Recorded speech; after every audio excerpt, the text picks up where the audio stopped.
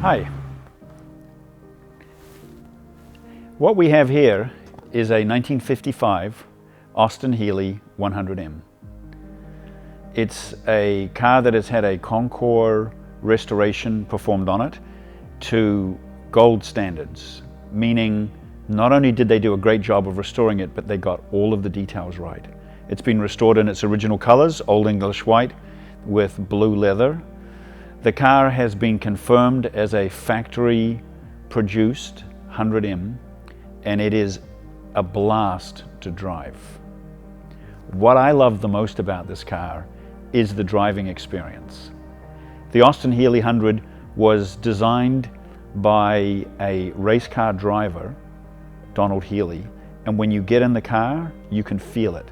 The balance is perfect, 50-50 front to rear. The car is very nimble, and this car, being a 100M, left the factory with a full array of competition or performance parts added by the factory. Some owners will put a slightly more modern gearbox or bigger tires, but not this car. This car is very authentically restored, so when you drive it, it feels like a 1955 driving experience. You just can't help but grin as you slide it around the corners. So the 100M Austin Healey is the high performance version of the Austin Healey 100. And the creation of that car is something of a Cinderella story. The car was created by Donald Healey. He was a rather famous English race car and rally driver from the 1920s and 1930s. His biggest success was an outright win in the Monte Carlo Rally in 1931. He went on in 32 and placed second. 1934, he placed third. He was really good. By 1945, after the war, he decided to create his own company to manufacture sports cars. But at any point in history, being a small automobile manufacturer has always been difficult, and so it was for him. There was never enough money, there were never enough production facilities. They made great cars, but they didn't produce enough to become financially successful. 1952, they decided to produce a sports car that would go 100 miles an hour. They called it the Healey 100. So they had a stand on the London Motor Show at Earl's Court.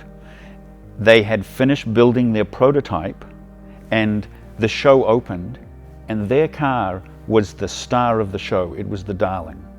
It uses an Austin A90 engine, four-cylinder engine, and Austin A90 running gear.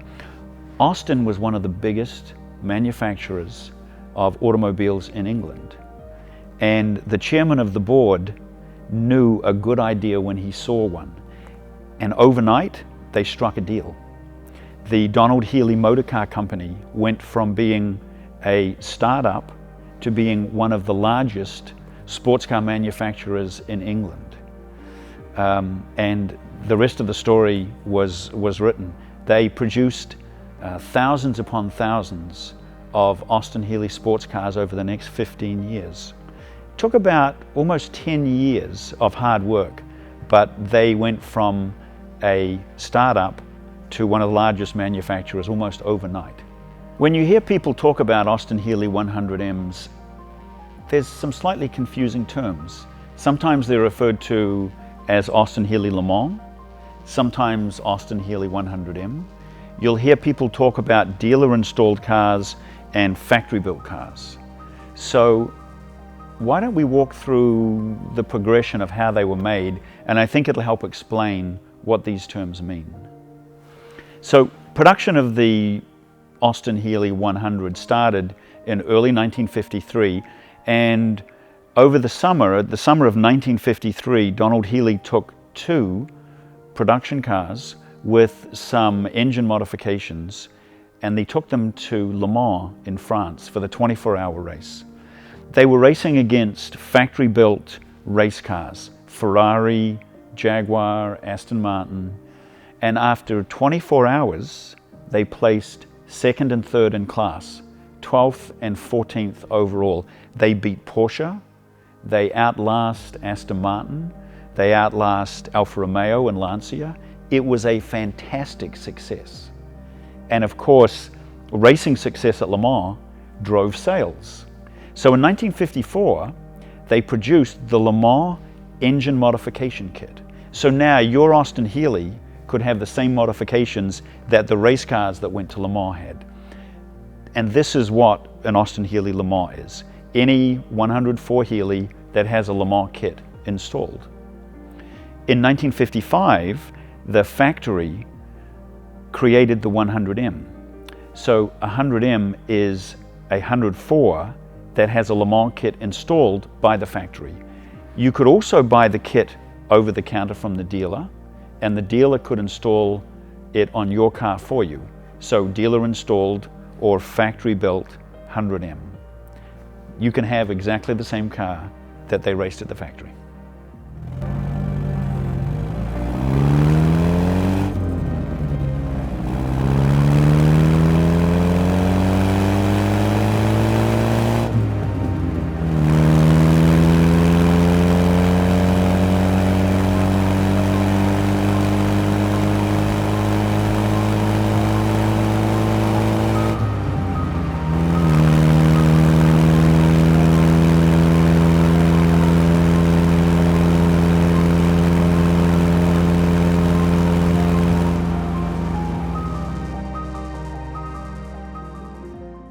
So what we have here is a 1955 Austin Healey 100M.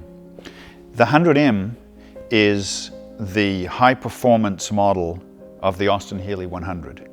This car has been restored to Concours level. It was judged a gold level restoration, meaning that not only is it well restored, but they got all of the details right. It has been restored back into its original colors, Old English white, with blue leather. We have a heritage certificate for the car from England showing that the car is matching number, and the car's also been looked over by the 100M Le Mans registry. Those are the keepers of the flame, and they have authenticated that it is a factory built 100M. So what do we love about this car? We love the driving experience. This car was designed by a race car driver, and you can feel it. It has perfect balance, 50-50 weight distribution, front to rear. It is very nimble. It has a 2.6 liter long stroke engine, so it's very torquey, which makes it really forgiving when you drive it. Also, this car being an M has the competition high performance parts, so it's got more get up and go than your average Austin Healey. Some owners will modify their cars. They'll put bigger tires, bigger wheels. They might change the gearbox to make it a little bit smoother, but this has none of that.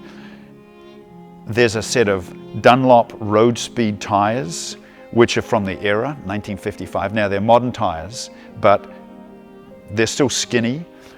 So when you get behind the wheel, you get a genuine 1955 driving experience. It will slide in the corners. It's very manageable, but if you go in the corner a little too quick, you'll slide out the other side. Well balanced, peppy, it's a joy to drive. And if you ask yourself the question after driving it, could I drive this in the 24-hour of Le Mans? The answer is yes. I'd probably kill me, but I feel like I could do it. It's just such a great car and such a comfortable car to drive quickly. It's not only well restored, but it is fun. I love it. One of the great features of these cars is the lay-down windshield. It's for high-speed touring. Let's lay it down. I'll do that.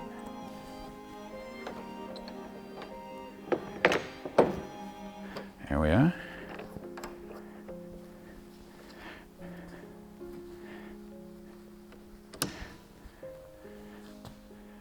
And now you're ready for high-speed motoring.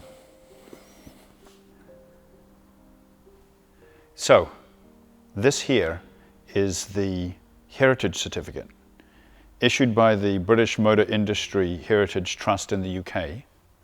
That's the company the organization that has the factory records.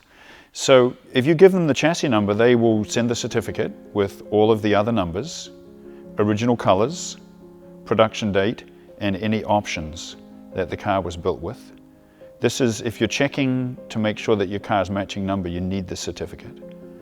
This is the 100M Le Mans registry certificate, which confirms that this car is a factory-built 100M. They look at body numbers, engine number, and the various high-performance parts. These guys are the keepers of the flame. They make sure that the cars are correct, that they're certified and they're genuine cars, not fakes. And this is the certificate from the Austin Healey Concourse Registry. They have a panel of judges that inspect the vehicle, and then they give it a level, be it bronze, silver, or gold. And this has achieved gold level certification, meaning it's a well-restored car and all of the details are correct. And if you're buying a 100M Healey, the most valuable ones will come with all 3 certificates. All right, let's check the numbers. First number to look for is the chassis number. The chassis plate's on the firewall on the right side, and you can see on ours that it looks kind of old, which it should after 60 years. And what you want to see is an old original chassis plate. A new one is a little bit disconcerting. Ours is a nice original, and the number on it matches the number on the heritage certificate. The next number we want to look for is the engine number.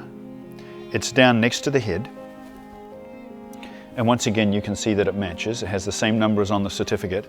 Now, on the end of the engine number there is an M, and people will ask the question, well, does that mean that my car is 100M because it has an M in the engine number? Which is a logical question, but the answer is no. That just tells us which production plant produced the engine.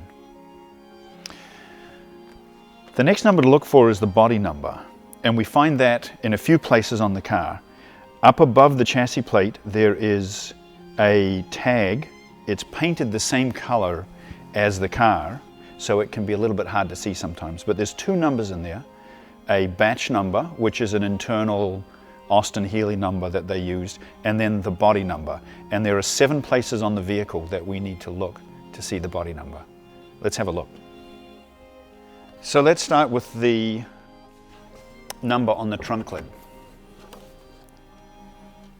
So on the side of the trunk lid there's a tab that the trunk lid prop attaches to, and the number is stamped right around there. You can normally see it. We've removed the paint so we can get a clear view, and that number should match the number on the certificate, the body number, which it does. Then we have the 4 pieces of cockpit molding. That's these silver pieces that go around the cockpit. On the back edge of these is stamped the body number. So in a minute we'll pull them off. We know that this piece of molding does not have the number in it, but the other 3 do. We'll pull one of them off just to have a look. And then the hood, on the side of the hood right here.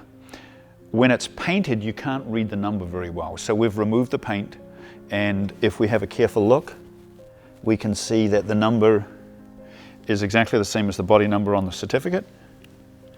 And the last place is on the front valence. That's this panel between the front sheet metal and the bumper. And you have to remove the bumper to see the number. We've had a careful look, and the number does not appear to be there. So whenever there was a parking lot bump or the bumper got dented, this is an aluminum panel and they tended to get bent. So the most common place that one of the numbers would be missing is this panel. And in fact, on this car, we've not been able to locate the number. Let's have a look at the cockpit molding. So whenever you're looking at buying one of these, it's not uncommon for the owner to assume that all these numbers are matching, but what you really do have to do is you really have to remove the panels and have a look.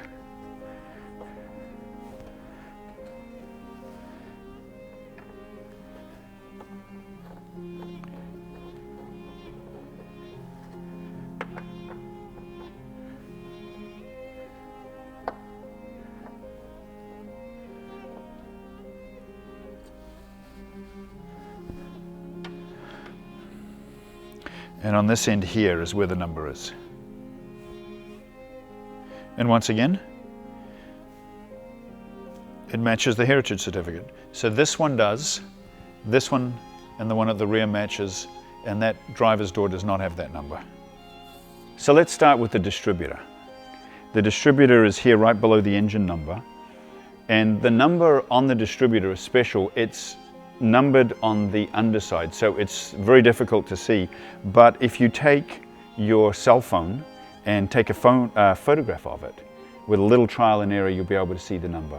And on an early 100M distributor, the number should be 40422. And on the later 100M distributors, the number should be 40520. And we've looked at ours, and it is in fact correct. Next is the vacuum advance, which is the piece on the side of the distributor. And there's a number right on the end. So right on the end of the vacuum advance, there's actually three numbers, 5, 17, and 10. And once again, you'll probably need to either take a photograph of it with your cell phone or remove the distributor and vacuum advance to get a good look at it. And we've had a look, and the vacuum advance is also correct on this car. Next, let's have a look at the intake manifolds and the carburetors. So let's take a look at the intake manifolds, the carburetors, and the cold air box. The original cold air boxes were made out of thin aluminum. They were quite flimsy. In all the years, we've only seen one original cold air box. They just tended to stress, crack, and fall apart. So a good, authentic reproduction cold air box is quite acceptable. It has the Le Mans tag, a little brass tag on it, and the tag reads that this car has been fitted with a Le Mans modification kit. The intake manifolds, those are the pieces that the carburetors mount to. There should be two numbers. There's a casting number on the inside of each, and it'll be 1B2894 on one and 1B2893 on the other. And these intake manifolds have the correct numbers. Next are the two carburetors. They're bigger carburetors. They'll have a casting number on the side of each carburetor, AUC6040 on each carburetor. Now, correct original 100M carburetors will also have an etching number. Now, it's on the side of the carburetor here, and I think just at the front, and it's quite difficult to see, but the rear carburetor will have the number 6047, and the front carburetor will have the number 6053. And they're just an etching number done by hand in each of the carburetors. When they were putting the cold air box on the car, what they discovered was that there's a brace right under here, and it was in the way. So the easiest way to resolve it is to take the bracket off the top of the brace, and the brace is designed to hold the front shroud, give it some support. So they removed the bracket on the top of the brace, and they just bent it out of the way. And then they manufactured a different brace that they added. So there's a special brace just under here. When you look at it, what you'll see is it's a brace that has two 45-degree angles. So you'll look for this bracket on the top that has two 45-degree angles. And when we got this car, everything was correct except that bracket was missing. So we found a correct bracket, painted it, and we have fitted it to the car. While we're in the cockpit, let's have a look at the key number. Here it is right here. That number is also on the heritage certificate. It's a small thing, but you want to check to make sure that it matches. So next, let's look at the brace in front of the radiator.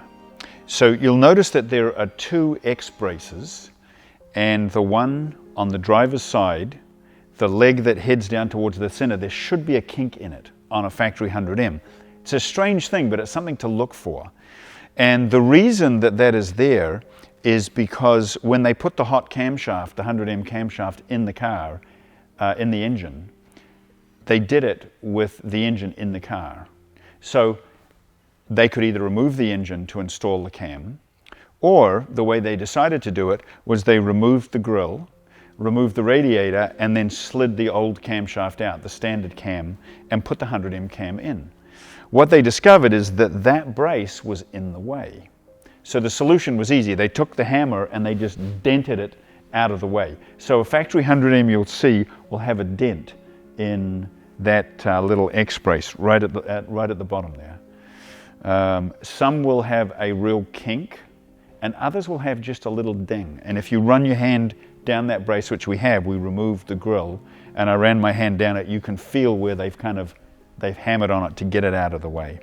It's a small thing, another small thing, but something that you want to look for when you're looking at a factory M. We've just gone over the car from stem to stern. We looked at the heritage certificate and we checked the chassis number, the engine number, and the body number, and confirmed that it's a matching number car.